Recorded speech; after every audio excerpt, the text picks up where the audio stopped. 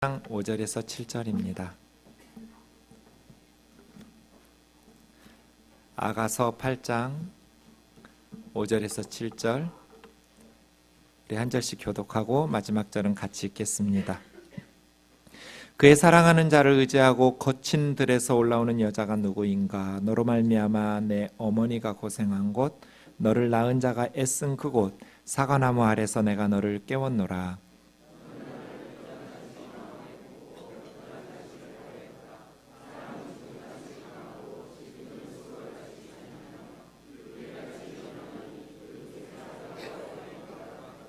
같이요. 많은 물도 이 사랑을 끄지 못하겠고 홍수라도 삼키지 못하나니 사람이 그 온 가산을 다주고 사랑과 바꾸려 할지라도 오히려 멸시를 받으리라.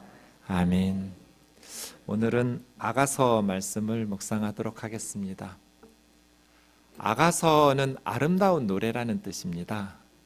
아자가 우아할 아자거든요. 우아한 노래. 원문에 보면 쉬르 하쉬림이라고 해서 쉬르라는 말이 노래라는 말이거든요. 그래서 히브리어는 끝에 임자가 붙으면 복수가 돼요. 하쉬림은 노래들이에요.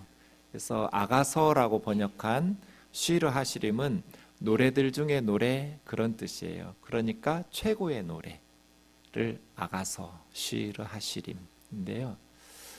여러분, 신앙생활 수십 년 하신 분들도 아가서 설교를 한 번도 못 들어보신 분들 계실 것 같아요. 오카는 목사님은 한 번도 아가서 설교를 하신 적이 없대요. 칼빈도 아가서 주석을 쓰지 않았어요. 아가서는 참 교우들에게 생소한 성경이죠. 왜 그럴까요? 아가서는 남녀 간의 사랑의 노래예요. 그런데 이 남녀는 결혼을 전제하고 사랑하고 결혼식을 하고 첫날밤을 보내고 그런 남녀예요. 그러니까 아가서에는 굉장히 설명하기 어려운 아주 직설적인 성적 표현들이 많이 나오거든요. 그래서 아가서가 참 설교하기 부담스러운 성경이에요.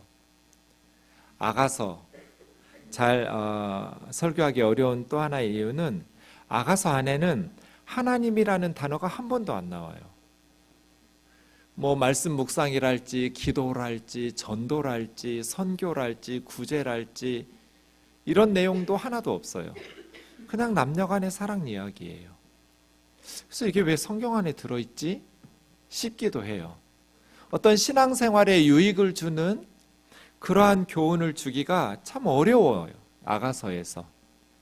그래서 아가서 설교를 굉장히 설교자들이 부담스러워하죠. 저도 올해 25년째 설교하고 있는데요.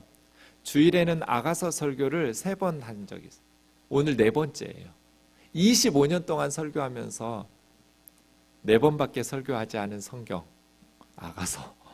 그만큼 아가서가 좀 생소하죠. 근데 우리가 아가서를 이렇게 설교 듣고 할 수 있는 것은 우리는 매일 성경이라는 말씀 묵상 교재로 날마다 성경 60권 전체를 묵상하고 주중에 묵상한 것을 또 주일에 또 같이 설교하고 하기 때문에 성경 66권 전체를 다루고 그래서 유익하고 좋은 것 같아요. 하나도 빠뜨리지 않고 66권을 6년에 한 번씩 계속해서 반복해서 성경 전부를 볼 수 있으니까요.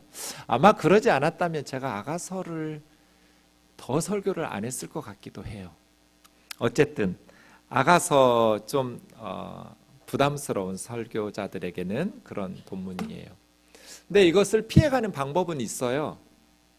유대인들은 아가서를 어떻게 해석하냐면 신랑 솔로몬 왕을 하나님으로 그리고 신부인 술람미 여인을 이스라엘 백성으로 해석해요. 그러니까 아가서의 내용을 문자적으로 해석하지 않고 상징적으로 해석하는 거예요. 신랑은 하나님이고 신부는 이스라엘 백성이다. 이 유대인들 해석과 비슷하게 기독교는 초대교회에서부터 신랑은 예수 그리스도고 신부는 교회, 성도들이다. 이렇게 상징적으로 해석을 해와요.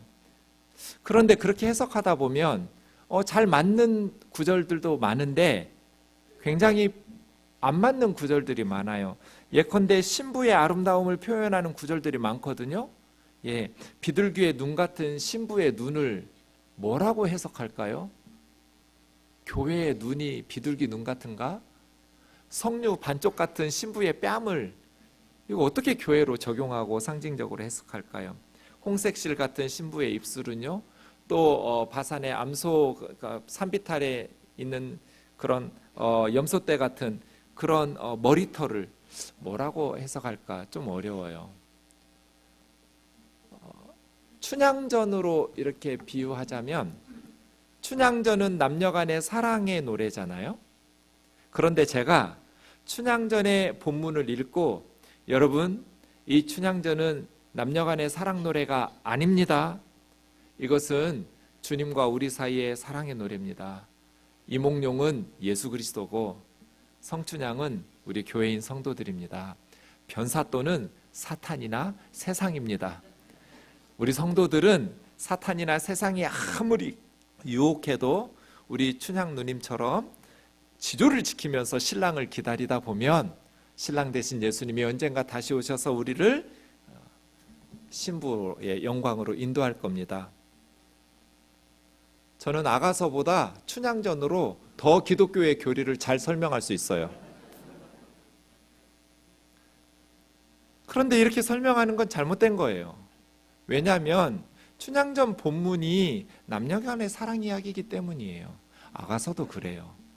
아가서를 하나님과 백성들, 하나님의 백성들 사이 예수 그리스도와 교회의 이야기로 알레고리적으로 상징적으로 한 문장 한 문장을 해석해서 적용할 수도 있어요. 그런데 군데군데 그렇게 하면 억지스러운 해석을 할 수밖에 없어요. 안 맞는 구절이 너무 많아요. 남녀 간의 사랑 이야기를 하나님과 성도들 간의 사랑 이야기로 해석하려니까 억지스럽게 해석하는 구절들이 많이 발생할 수밖에 없고 안 맞는 내용들이 많겠죠. 그래서 아가서는 남녀 간의 사랑 이야기로 봐야 돼요. 그런데 남녀 간의 사랑 이야기를 성경에 왜 썼을까요? 우리 예수님도 아가서 읽으셨을 거예요. 아가서는 성경 정경에서 빠져본 적이 한 번도 없어요. 처음부터 아가서는 성경이었어요. 그러면 하나님께서 왜 남녀 간의 사랑 이야기를 성경 속에 넣어두셨을까? 여러분, 세상에서 제일 중요한 기관, 그런 단체가 어디예요? 세상에서 가장 중요한 집단이 어디예요? 객관식으로 내드려야 되나? 1번 가정, 2번 교회, 3번 회사, 4번 국가. 몇 번이에요? 2번 아니에요? 교회? 가정이에요. 가정이 제일 중요해요. 아무리 교회가 하는 일이 잘 되고 아무리 나라가 경제적으로 부강해져도 가정이 깨지고 가정이 불행하고 가정이 지옥이 되면 아무 의미도 없어요. 가정이 없으면 건강한 교회 불가능해요. 건강한 가정이 없이 행복한 나라 불가능해요. 그런데 교회는 없어도 가정만 건강하면 건강한 교회는 만들어질 수 있어요. 북한 지하교회 보세요. 우리와 같은 남쪽과 같은 이런 큰 교회들 없어도 그 가정 안에서 훌륭한 교회예요. 가정이 믿음 안에서 사랑 안에서 건강하면 교회도 나라도 행복해지죠.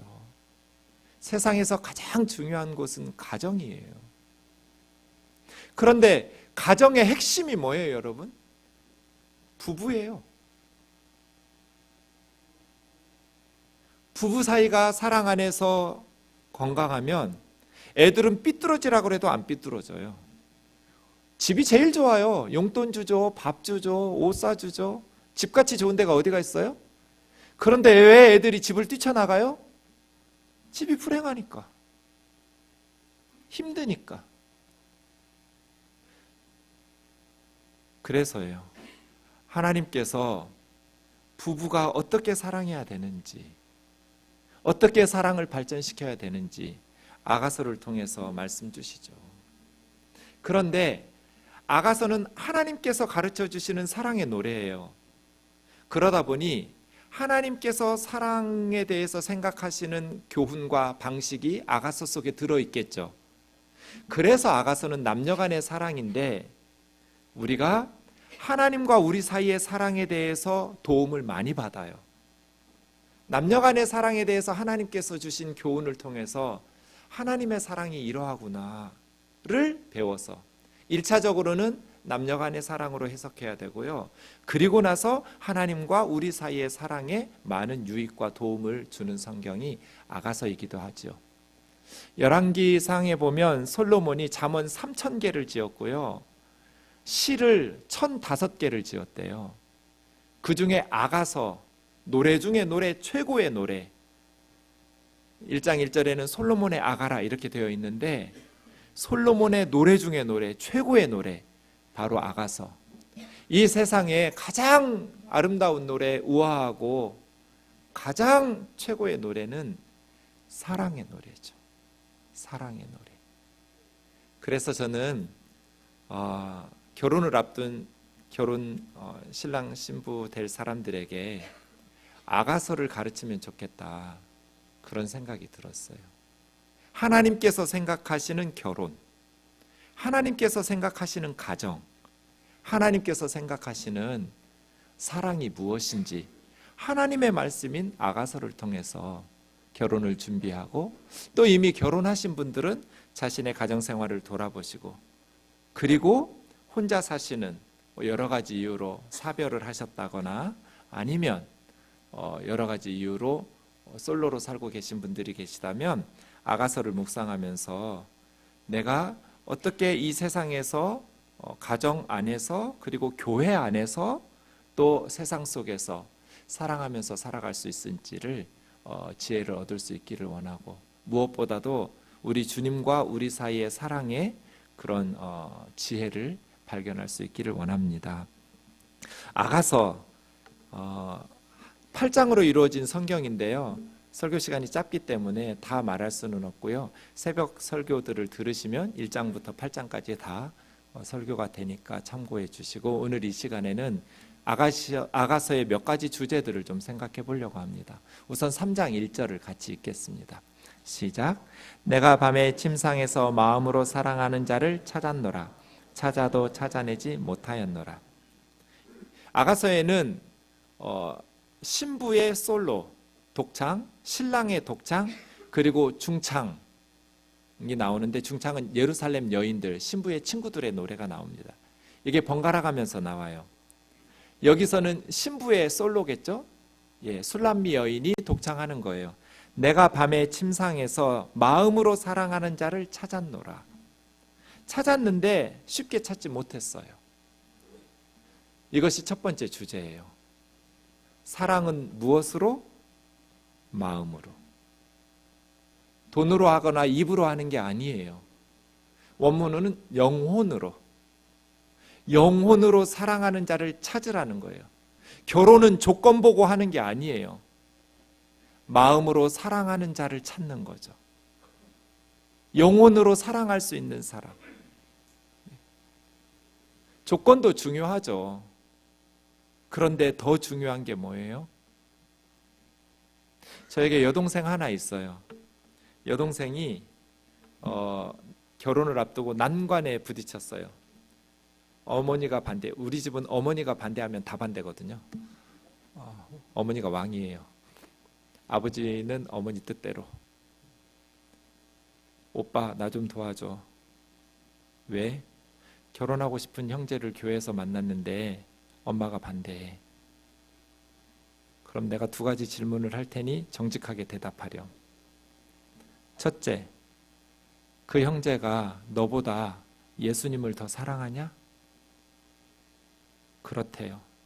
신앙이 분명한 형제래요.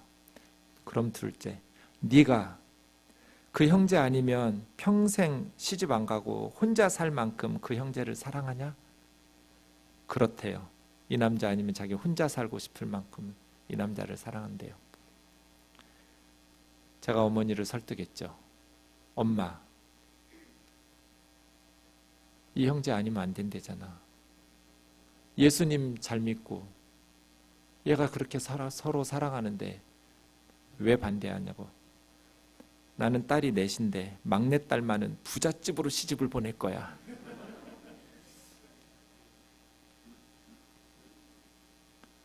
권사가 그런 말씀하시면 어떡해요? 믿음 좋고 둘이 서로 사랑하면 되지. 그래서 제가 설득해서 제 여동생은 결혼했어요. 저는 지금까지 제 여동생 남편이 무슨 대학 나왔는지 몰라요. 대학 나왔는지 고등학교 나왔는지도 몰라요. 지금은 알지만 그때는 무슨 회사 다녔는지 10년 이상 몰랐어요. 관심도 없어요. 예수님 사랑하고 두 사람이 영혼으로 사랑하면 된 거죠 뭐. 조건도 중요해요. 그런데 그것보다 더 중요한 게 뭐예요? 마음으로 사랑하는 자를 찾았노라. 우리 아이들에게 네 영혼으로 사랑할 수 있는 배우자를 만나라고 가르쳐야죠. 이런저런 조건도 중요하지만 더 중요한 것이 마음으로 사랑하는 사람 찾아라. 그때까지 기다려라. 네. 사랑이죠. 여러분, 부르의 명곡이 있어요. 예배 시간만 아니면 제가 불러드리고 싶지만 이미자 선생님의 동백아가씨예요. 동백아가씨. 동백아가씨 가사가 어때요? 헤일 수 없이 수많은 밤을. 전 3장 1절 볼 때마다 이 3장 1절의 밤이 복수 형태예요. 술람 여인이 어느 하룻밤에 마음으로 사랑하는 연인을 찾은 게 아니에요. 밤마다 찾은 거예요. 공동 번역은 밤마다로 번역했어요. 복수니까. 오랜 헤일 수 없이 수많은 밤을 내 가슴 도려내는 아픔에 겨워. 이게 사랑이에요. 요즘 젊은이들은 이런 사랑을 점점 잃어버리는 것 같아요. 그냥 하룻밤 같이 보내고 미련 없이 쿨하게 헤어지는 인스턴트 커피 같은, 맥심 커피 같은 사랑을 해요. 그건 사랑이 아니에요. 사랑은 헤일 수 없이 수많은 밤을 내 가슴 도려내는 아픔을 겪어야 돼. 사랑하기로 선택하고 결정한다라는 것은 아프고 상처받기로 결정하는 거예요. 왜냐하면 상대방의 좋은 것만 받아들이고는 사랑할 수가 없어요. 상대방의 모든 것을 받아들여야 사랑이 가능해요. 그래서 가슴을 도려내는 아픔을 견뎌내야 돼요. 살다 보면 행복한 순간도 있지만 정말 힘들고 어려운 순간들이 하루 이틀이 아니에요. 그리움에 지쳐서 울다 지쳐서 꽃잎은 빨갛게 멍이 들어야 사랑이 성숙해져요. 주님과의 사랑도 마찬가지예요. 신앙생활에 그 사랑이 없으면 아무 의미도 없어요. 우리를 정말 행복하게 하는 것은 물질이나 명예가 아니에요. 사랑이죠. 우리 삶의 진정으로 만족과 기쁨과 행복을 주는 것, 사랑이에요. 그래서 아가서는 우리에게 마음으로 사랑을 하라는 거예요. 사랑을 시작하고 찾으라는 거예요. 이건 신앙생활도 마찬가지예요. 요한계시록 2장 3장에 보면 소아시아 7교회에 보내는 편지가 나와요. 예수님의 편지죠. 첫 번째 교회가 에베소 교회예요. 2장 2절에서 5절까지 보세요. 에베소 교회는 두 가지로 칭찬받았는데 정말 퍼펙트한 교회 같아요. 예수님께서 내가 너희 행위를 안다. 너희가 수고하고 참고 인내하면서 내 이름을 위해서 박해를 견뎌내고 게으르지 않고 열심히 나 섬긴 거 안다. 그 초대교회 무수한 박해를 견뎌내면서 예수님의 이름을 지키고 게으르지 않고 열심히 봉사한 거예요. 성가대 열심히 하고 주일학교 교사 열심히 하고 정말 열심히 주님의 이름을 위해서 수고한 교회예요. 두 번째 칭찬은 버가모 교회나 두아디라 교회는 책망받았던 건데 에베소 교회는 칭찬받았어요. 자칭 사도라고 하지만 사도가 아닌 거짓 선생들의 거짓된 것을 드러내서 용납하지 않았어요. 그러니까 에베소 교회는 열심히 주를 섬긴 교회이고 성경적으로도 건강한 교회예요. 이단에 빠지지 않은, 거짓 선생들을 용납하지 않는, 이상한 목사들의 설교를 따르지 않는 성경적으로 교리적으로 건강한 교회였어요. 부족한 게 뭐가 있어요, 이 교회가? 성경적으로 건강하고 주의 이름을 위해서 참고 게으르지 않고 열심히 신앙생활하는 교회, 퍼펙트한 것 같은데 4절에 보시면 문제가 하나 있었어요. 그런데 내가 너희에게 책망할 게 한 가지 있다. 처음 사랑을 버렸다. 에베소 교회는 주님과의 첫사랑을 잃어버렸어요. 처음에 예수님 믿었을 때 그 뜨거웠던 설레임을 잃어버렸어요. 그 기쁨과 행복을 잃어버렸어요. 주님은 회개하라고, 어디서부터 첫사랑을 잃어버렸는지 기억해내서 회개하라, 첫사랑을 회복해라. 그렇지 않으면 내가 촛대를 옮기겠다. 요한계시록의 7촛대는 7교회라고 설명했거든요. 촛대를 옮긴다는 건 교회 옮긴다는 뜻이니까 교회 없애겠다는 뜻이에요. 오, 세상에, 이렇게 성경적으로 바르고 주의 이름을 위해서 박해를 견뎌내면서 인내하고 수고하고 게으르지 않고 열심히 주님 섬기는데 교회 없애겠대요. 왜요? 아무 의미도 없으니까. 사랑을 잃어버린 교회는 예수님에게 아무 의미도 없어요. 사랑을 잃어버린 인생은 아무 의미가 없어요. 아내가 새벽부터 일어나서 열심히 밥하고 설거지하고 청소하고 해요. 근데 사랑 안 해요. 그럼 그게 동거인이지 무슨 부부예요?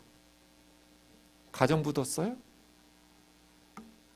사랑을 잃어버린 성도는, 사랑을 잃어버린 교회는 의미가 없다. 남편이 열심히 돈 벌어다 줘요. 근데 가족을 사랑하지 않아요. 무슨 의미가 있어요? 동거인이에요, 동거인. 사랑을 잃은 가정은, 사랑을 잃어버린 교회는 아무 의미가 없다는 거예요. 우리는 지금 사랑하면서 살고 있는가? 고린도전서 13장 1절에서 3절 사랑장을 이렇게 시작하잖아요. 방언에는 두 종류가 있어요. 사람의 방언과 천사의 말이에요. 사람의 방언은 내가 배우지 않은 언어인데 이 세상 어딘가 있는 언어예요. 제 친구가 주일학교 다니던 교회는 여의도에 있는 교회인데요, 영어를 모르는 어떤 할머니가 영어 방언을 받으셨어요. 영어를 유창하게 기도해요. 근데 자기는 무슨 기도하는지 몰라요. 그런 건 사람 방언이죠. 천사의 말은 이 세상에 없는 방언이에요. 이 세상에 없는 언어인데 방언으로 받은 거예요. 방언, 열심히 기도하면서 방언하는데 사랑 없는 기도는, 그 방언은 그냥 주님에게는 시끄러운 소음이에요. 아무 의미도 없어요. 기도를 해요. 그런데 사랑이 없어요. 그게 주님에게 소음처럼 들렸어요. 2절, 모든 비밀을 알아요. 모르는 게 없어요. 성경 지식이 아주 박학다식해요. 능력이 있어요. 산을 옮길 만한 믿음도 있어요. 그런데 사랑이 없으면 아무것도 아니에요. 내가 가진 모든 것으로 구제해요. 내 몸을 불사르게 내줘요. 그래도 사랑이 아닐 수 있어요. 그냥 성도들에게 인정받고 교회에서 칭찬받으려고 그렇게 봉사할 수 있어요. 사랑 없이. 그런데 사랑 없이 그렇게 내 전 재산을 구제하고 내 몸을 불사르게 내어준다 할지라도 사랑이 없으면 아무 유익이 없어요. 주님이 돈이 없는 분이에요? 말씀 한마디로 온 우주를 만드시는 분이에요. 예수님이 돈이 뭐가 필요해요? 목사나 돈이 필요하지. 교회는 돈이 필요해요. 근데 우리 하나님은 돈이 필요 없어요. 주님이 우리에게 원하시는 건 돈이 아니에요. 주님이 우리의 노동력이 뭐가 필요해요? 말씀 한마디로 온 우주를 만드시는데, 주님이 우리에게 원하시는 것은 사랑이에요. 주님이 우리에게 받기를 원하시는 것, 주님의 마음을 설레게 만들고 행복하게 만드는 건 사랑이에요. 그래서 에베소 교회처럼 그렇게 주의 이름을 위해서 게으르지 않고 수고하고 인내하고 참고 견디면서, 그리고 하나님의 말씀인 성경을 잘 배워서 바른 교훈으로 신앙생활해도 마음이 싸늘하게 식어버리면, 사랑이 없으면 아무 유익이 없다고. 그래서 촛대를 옮기시겠다고 말씀하세요. 저와 여러분은 지금 어떻게 신앙생활하고 있나요? 아가서는 우리에게 사랑을 찾아라, 그것이 너의 삶에 가슴을 도려내듯 아픔을 준다 할지라도 용기를 내라고 격려하고 있어요. 왜? 사랑이 없는 인생은 맹물 같은, 사람들에게 기쁨을 줄 수 없는, 아무런 생명도 없는 그런 인생이기 때문이라고. 사랑하는 자매 형제 여러분, 사랑이 사람을 변화시켜요. 아가서의 주제는 변화예요. 아가서를 찬찬히 살펴보다 보면 아가서가 사랑을 통한 변화의 노래구나. 오늘 본문 5절을 좀 같이 읽어보겠습니다. 시작. 그의 사랑하는 자를 의지하고 거친 들에서 올라오는 여자가 누구인가? 너로 말미암아 내 어머니가 고생한 곳, 너를 낳은 자가 있은 그곳, 사과나무 아래서 내가 너를 깨웠노라. 그의 사랑하는 자를 의지하고, 이 말은 팔에 기대고 온 몸을 신랑의 팔에 기대는 거예요. 그런데 이 신부가 어디서 올라와요? 거친 들에서, 광야에서 올라와요. 변화죠. 사랑하는 자를 의지해서 거친 들에서 포도원으로, 사과나무 밑으로 오거든요. 1장 말씀을 좀 보시면 5절 6절입니다. 시작. 예루살렘 딸들아, 내가 비록 검으나 아름다우니 게달의 장막 같을지라도 솔로몬의 휘장과도 같구나. 내가 햇볕에 쬐어서 거무스름할지라도 흘겨보지 말 것은 내 어머니의 아들들이 나에게 노하여 포도원지기로 삼았음이라. 나의 포도원을 내가 지키지 못하였구나. 이 술람미 여인이 게달의 장막같이 까매요, 검어요. 왜요? 게달은 유목민들이거든요. 유목민들이 장막을 이쁜 거 치겠어요? 튼튼한 거 치겠죠? 막 눈보라, 비바람, 낮에 막 태양이 내리쬐어도 변하지 않을 튼튼한, 그런데 거칠겠죠. 게달의 장막은 볼품은 없겠죠. 튼튼하고 안전한 게 필요하니까요. 술람미 여인은 다른 처녀들처럼 곱게 화장하면서 피부 가꾸는 그런 여인이 아니에요. 거무스름한 피부, 게달의 장막같이 아주 투박하고 거친, 아주 가죽 피부예요. 가죽 피부, 아주 거친 피부예요. 왜요? 어머니의 아들들이 나에게 놓아여 포도원지기로, 일꾼으로 부려먹었어요. 노예처럼. 그래서 새카맣게 탔어요. 그런데도 나는 나의 포도원을 지키지 못했어요. 이게 무슨 말이에요? 결혼 전에 친정에서 살 때 이 술람미 여인이 자기는 친정에서 죽으라고 부려먹었어요. 친정아버지, 친정어머니, 오빠들이. 그러면서도 딸에게는, 아들들에게만 재산 다 주고 이 술람미 여인에게는 아무것도 주지를 않았어요. 그냥 죽으라고 일만 시키고 부려먹기만 했어요. 친정에서. 새카맣게 다른 친구들처럼 피부 단장하고 곱게 꾸미고 공부하고 학교 다니고 이런 기회를 안 줬어요. 총처럼 부려먹기만 하고, 부려먹었으면 뭔가 좀 줘야 되는데, 몫을 챙겨라도 줘야 되는데 나는 나의 받아야 될 내 포도원도 지키지 못했어요. 그냥 빈손으로 쫓겨났어요. 가족인데 딸은 가족 취급을 안 했어요. 아버지가. 아들들만 가족 취급을 했어요. 그래서 술람미 여인은 외부인이었어요. 종처럼. 그런데 신랑의 팔을 의지하고 거친 들에서 포도원을 왔어요. 그래서 8장 12절에 보면 내게 속한 내 포도원이 내 앞에 있구나. 결혼 후거든요. 결혼하고 나니까 내 포도원이 생긴 거예요. 사랑은 사람을 변화시킨다.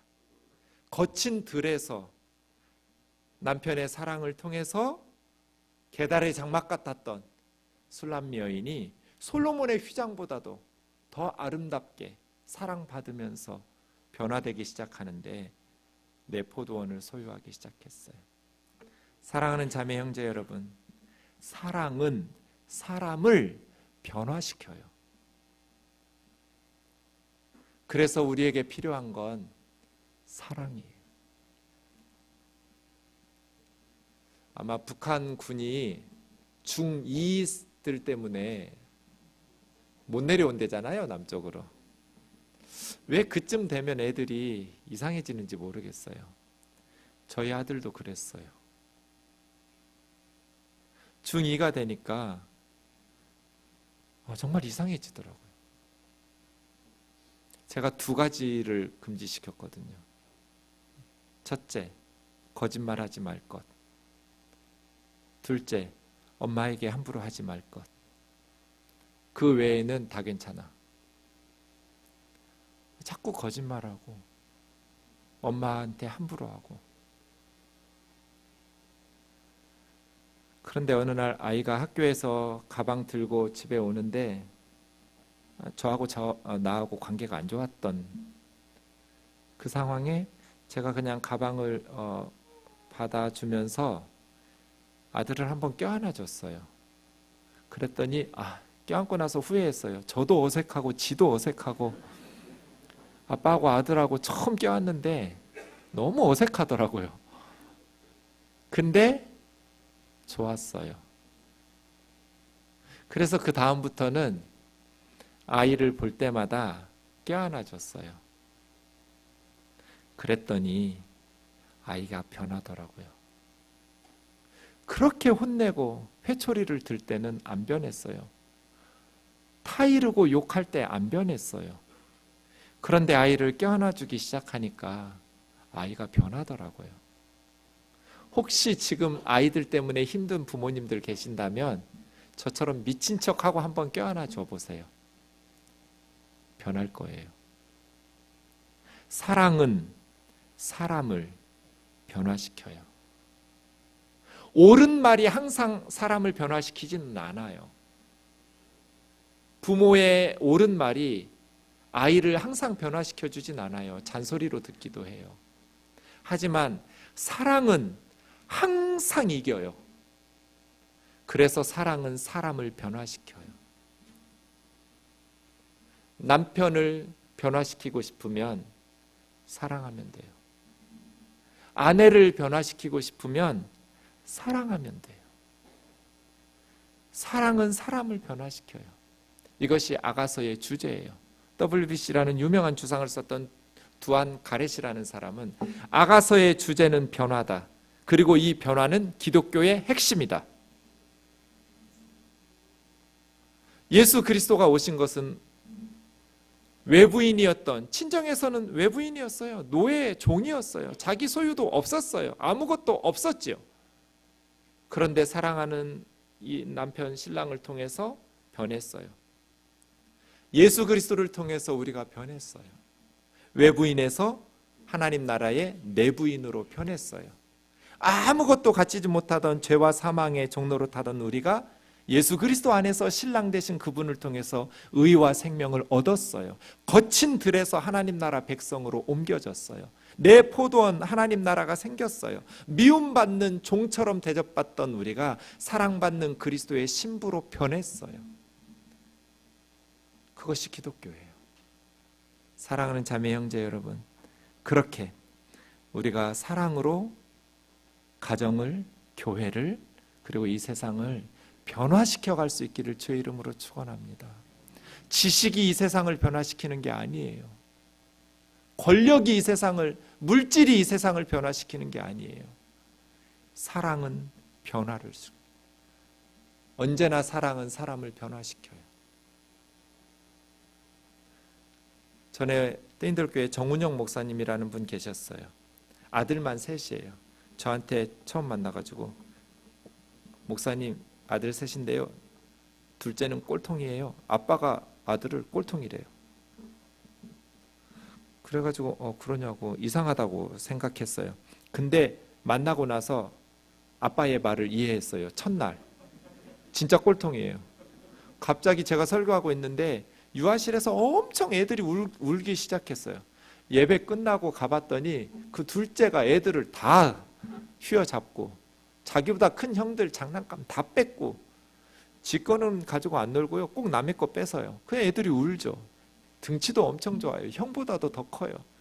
형도 다 쥐어박으면서 사는 애예요. 꼴통이에요. 어느 날 기도하다가 제가 그 아이를 좀 사랑해야겠다 생각했어요. 그리고 아빠 차에서 세 형제가 딱 내리는데 그 둘째만 딱 껴안고 번쩍 들어서 한쪽으로 가서 속삭여줬어요.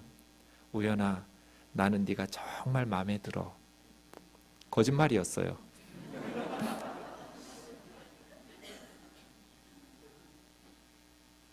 근데 나는 네가 정말 마음에 들어. 사나이답고 너무 멋져. 사랑해. 지도 안 믿는 눈치였어요. 근데 만날 때마다 그렇게 했어요. 교회 올 때마다 우연이를 껴안고 그랬더니 기적이 일어났어요. 정말 제가 우연이를 사랑하게 됐어요. 처음에는 거짓말이었는데 나중에는 정말 이 아이 너무너무 일주일 동안 기다리는 거예요. 우연히 보고 싶고. 맨날 제 목사님한테 우연히 나 주면 안 되냐고, 내가 키워주겠다고, 우리 집에 데려가면 안 되냐고. 너무너무 사랑하는 아이가 되었어요. 우연히 어떻게 됐을까요? 두 번째 기적이 일어났어요. 유아실에서 우연히가 천사로 변했어요. 제가 어느 날 같이 거기서 밥 먹고 있는데, 예배 끝나고 밥 먹고 있는데 어떤 애가 겁도 없이 새로운 애가 우연히 장난감을 뺏는 거예요. 제가 아차 싶었어요. 저거 죽었다 이제. 이 바닥에 분위기를 모르는. 근데 우연히가 아무렇지도 않게 주는 거예요.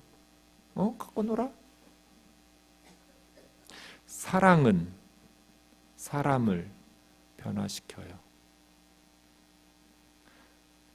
3살, 4살짜리가 꼴통이면 얼마나 꼴통이겠어요. 어른들이 꼴통 만드니까 진짜 꼴통 되는 거죠. 우리는 다 하나님의 형상으로 지음받았어요. 험한 세상 살다 보니, 무시당하고 요거도 먹고 살다 보니 삐뚤어지죠. 악하게 변해요. 모질어지기도 하고 이기적으로 변하기도 하고. 그러나 아무리 나쁜 사람도 악한 사람도 그 속에 하나님의 형상의 씨앗이 남아있어요. 누군가가 진정으로 사랑해주고 존중해주면, 그리고 우리는 성령님께 구하는 기도의 능력이 있잖아요. 성령께 기도하고 간구하면서 누군가 한 사람만이라도 진정으로 사랑해주고 존중해주면 사랑은 사람을 변화시켜요. 그래서 저 사람 진짜 나쁜 사람이라고 말하기 전에 내가 정말 저 사람을 위해서 기도했나, 정말 그 사람 위해서 인간으로 존중하면서 하나님의 형상으로 사랑하려고 애썼나를 생각해 보셔야 돼요. 그러한 사랑이 우리를 변화시켜요. 사랑은 이런 거예요. 사람을 어떻게 변화시키냐면 아가서 2장 16절 보세요. 그리고 6장 3절, 7장 10절을 보세요. 아가서 2장 16절 보면 사랑하는 사람이 자기를 사랑해서 자기가 사랑하는 사람을 사랑해요. 순서를 주목하세요. 내 사랑하는 자가 내게 속함으로 나도 내 사랑하는 자에게 속해요. 그런데 사랑이 발전하고 결혼이 지나고 6장 3절에 보면 이제 내가 먼저 사랑해요. 내가 내 사랑하는 자를 사랑해서 그에게 속하고 사랑하는 자가 나에게 속해요. 그런데 7장 10절을 가면 나를 사랑하는 사람은 이제 상관도 안 해요. 나만 그 사람에게 속해요. 꼬리표가 떨어져 버렸어요. 처음에는 네가 사랑하면 나도 사랑할게예요. 그런데 사랑이 발전하면 내가 먼저 사랑해서 상대방을 사랑하도록 이끌어요. 더 발전하면 상대방과 상관없이 내가 사랑을 베풀어요. 조건이 사라져 버려요. 우리가 주님 사랑할 때도 마찬가지예요. 주님이 처음에는 우리를 사랑하셨다라는 것을 알고 우리가 사랑해요. 자식들이 언제 부모를 사랑해요? 부모가 나를 사랑했다라는 것을 알고 부모 사랑해요. 그런데 두 번째는 이제 내가 주님을 사랑하니 주님 사랑을 받아요. 더 발전하면 주님이 나를 죽이시든지 살리시든지 내가 주님 사랑해요. 이런 것이 사랑의 성숙, 발전이에요. 부부 사이도, 부모 자식 사이도, 교우들 관계도 세상 속에서도 마찬가지예요. 처음에는 네가 사랑하니까 나도 사랑할게예요. 더 관계가 발전하면 내가 사랑해서 그 사람의 사랑을 기대하려고 하죠. 더 발전하면 그 사람이 어떤 상황에 처했든지 나에게 도움이 되든지 안 되든지, 심지어 내가 그 사람 붙잡고 있으면 내가 너무 힘들게 살아감에도 불구하고 그를 사랑하죠. 변화예요. 변화. 사랑은 나를 변화시켜요. 이게 점점 인격과 삶이 성숙해지잖아요. 너 사랑하는 거 봐서 사랑하던 사람이 내가 먼저 사랑하게 되고, 그 다음에는 너와 상관없이 나는 너를 사랑할게가 되거든요. 사랑이 그런 것이죠. 6절 7절 읽겠습니다. 시작. 너는 나를 도장같이 마음에 품고 도장같이 팔에 두라. 사랑은 죽음같이 강하고 질투는 수월같이 잔인하며 불길같이 일어나나니 그 기세가 여호와의 불과 같으니라. 7절. 많은 물도 이 사랑을 끄지 못하겠고 홍수라도 삼키지 못하나니 사람이 그 온 가산을 다 주고 사랑과 바꾸려 할지라도 오히려 멸시를 받으리라. 사랑이 두 가지 특징이 있는데 하나는 강하다. 사랑은 죽음같이 강하고, 그러니 질투는 수월, 죽은 사람이 가는 곳이거든요. 잔인해요. 그래서 우리가 지켜야 될 게 한 게 있어요. 사랑은 배신하면 안 돼요. 끝까지 사랑해야 돼요. 사랑은 죽음같이 강해요. 도장을 새기듯이 마음판에 새겨라. 팔에 새겨라. 나를 버리지 마라. 사랑은 죽음같이 강하고 질투는 수월같이 잔인하기 때문에 7절처럼 많은 물도 사랑의 불은 끄지 못하고 홍수도 삼키지 못해요. 두 번째 특징, 사랑은 돈 주고 살 수가 없어요. 그 온 가산을 다 주고 사랑과 바꾸려 할지라도 멸시만 받을 거예요. 비웃음만 당할 거예요. 진정한 사랑은 돈으로 살 수 있는 게 아니에요. 사랑은 강해요. 그래서 아가서에서 우리에게 가르쳐주는, 연애할 때는 뭐 여러 사람 만나고 헤어질 수도 있죠. 그러나 결혼을 할 때는 한 사람을 사랑하는 거예요. 그래서 아가서 2장 2절 같이요. 2장 2절 시작.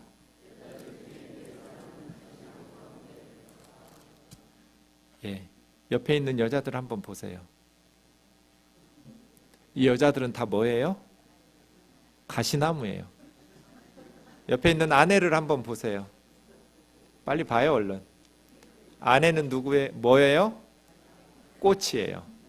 여러 꽃들 중에 하나가 아니라 유일한 꽃이에요. 나머지 여자들은 다 가시나무예요. 그 여자를 품으면 찔러요. 가정이 파괴돼요. 가시나무 중에 백합화예요. 유일한 꽃이에요. 사랑은 죽음보다 강하고 질투는 수월같이 잔인해요. 그래서 사랑에 상처를 주면 안 돼요. 다른 여자들은 다 가시라고 얘기돼요. 미스 김은 가시나무예요. 가정을 허무는 여우를 잡아야 돼요. 그럼 남편은요? 3절 보세요. 같이요. 시작. 남자들 중에 나의 사랑하는 자는 숲을 가운데 사과나무 같구나. 내가 그 그늘에 앉아서 심히 기뻐하였고 그 열매는 내 입에 달았도다. 옆에 있는 남자들 좀 보세요. 이 남자들은 뭐예요? 잡초예요. 풀이에요. 풀. 열매가 없어요. 그런데 내 사랑하는 내 남편은 뭐예요? 예, 열매 맺는. 내가 그 나무 아래서 심히 기뻐하고 남편이 주는 열매가 달구나. 사랑은 한 사람. 제가 청년들 모아놓고 말해요. 결혼 위해서 기도 부탁만 목사님한테 하지 말고 준비를 잘해라. 어떤 준비야? 한 사람만 사랑하는 게 결혼이다. 근데 이거 어렵다. 다 가정에서 사는 사랑은 힘드니까, 내 가슴 도려내듯 아픔을 겪지 않고 싶으니까 그냥 딴짓한다. 그러나 그러면 진정한 행복은 맛볼 수 없다. 숲을 가운데 사과나무, 가시나무 가운데 백합화. 사랑은 죽음보다 강해요. 어떤 물로도 이 사랑의 불을 끌 수가 없어요. 홍수도 끌 수가 없어요. 사랑하는 사람의 마음을. 그래서 예수님 십자가에 죽으신 거잖아요. 왜 죽어요? 뭐가 생긴다고 죽어요? 예수님이 뭐가 부족해서 우리에게 뭘 요구해서 십자가에서 자기 생명을 바쳐요? 사랑하셨기 때문이거든요. 이 사랑의 불을 끌 수 있는 홍수가 없어요.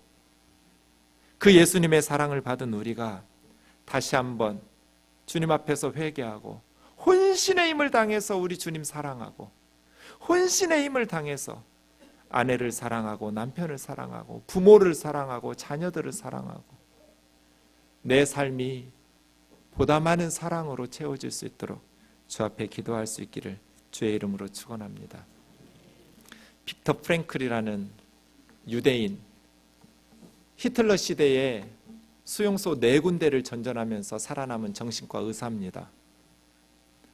히틀러 시대의 유대인들은 평균 28명 중에 한 사람만 살아남았답니다. 수용소에서 27명 죽고 1명 살아남는 거예요. 대부분 가스실로 가서 48시간 안에 죽는데, 어떤 사람을 데리고 가냐면 아침에 일어나라는 신호가 있어도 일어나지 않는, 무기력하고 자기 삶을 포기해버리는 사람들. 그런데 살아남은 사람들을 인터뷰해 봤더니 그 극악한 포로 수용소에서도, 나치 수용소에서도 가족을 사랑했거나 친구를 사랑했거나 하나님을 사랑했거나 사랑 속에서 살아야 될 의미를 발견한 사람들이 살아남았대요. 아침에 일어나서 세수하고 시키는 일 해가면서 끝까지 살아남은 사람들은 사랑 속에서 삶의 의미를 발견한 사람들, 이 지옥과 같은 세상에서도 내가 살아남아야 될 의미를 찾은 사람들, 그게 다 가족을 사랑하고 사랑 속에서 의미를 발견한 사람들이었대요. 여러분, 세상살이 힘들죠. 힘들어요. 힘든 세상살이지만 그 속에서 내가 오늘을 살아야 될 의미를 사랑 속에서 발견하고, 내가 아무리 힘들어도 참아야 돼. 우리 아이 때문에, 아내 때문에, 남편 때문에, 부모 때문에 사랑 안에서 삶의 의미를 발견하면서 이 험한 세상을 믿음으로 승리하기를 주의 이름으로 축원합니다. 기도하겠습니다.